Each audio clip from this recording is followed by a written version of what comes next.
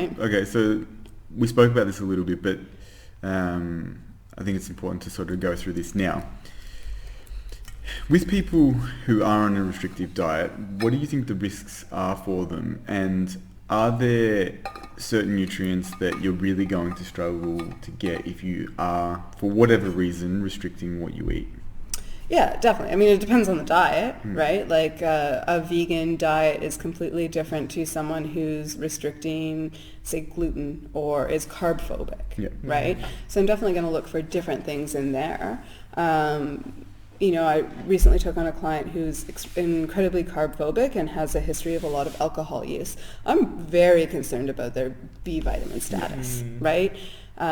Because they're going to have a massively low intake of like their B1 in particular, because alcohol is going to impair that absorption.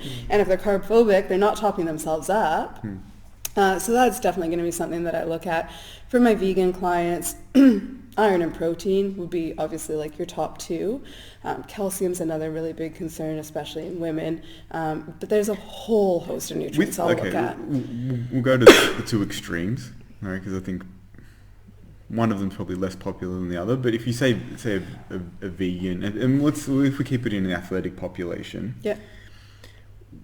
is it feasible to be a long-term vegan as an athlete? And if it is, like, what kind of things do they need to be really considerate of? I definitely think it's possible, and it's really going to depend on the individual, because some people really do quite well, and those are the people that also have a very high nutrient intake. When we talk about those cals in, cals out, they're on 3,000, 5,000 cals a day. When you're on a higher nutrient intake, you're able to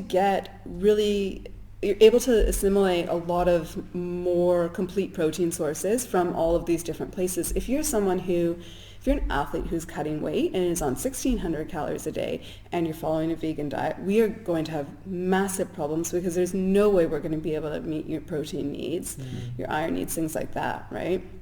So depends on the athlete. If they've got a high intake and a high carb intake from a diverse array of sources and they're willing to eat a lot of things within that, I do think that even though we're working with much less bioavailable proteins, the overall volume of proteins makes up for that.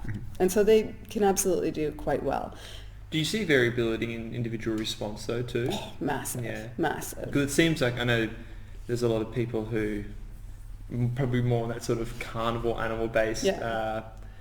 Even this is a very, very high protein diet. It's probably more in almost like that bodybuilding world. Because like there's that suggestion that plants have defense chemicals because they have to protect themselves through chemical warfare as opposed to physical strategies, and that there is certain anti-nutrients within plants that limit your ability to absorb certain nutrients as well. But I imagine that there's going to be a lot of variability in people's gut and probably genetic factors that determine whether someone can actually draw out those nutrients effectively or not. Yeah, genetic and environmental. Like what's the status of that gut? How much inflammation have we got going on from X number of factors, whether that's like sports-related stress to like other supplement or alcohol or those sort of uses, right? If you've got a lot of inflammation and a lot of like mucosal damage going on, plus potentially genetic changes, it's going to absolutely impair. The one area that I did want to get some clarification on is something like collagen intake. It's becoming hugely popular, obviously, in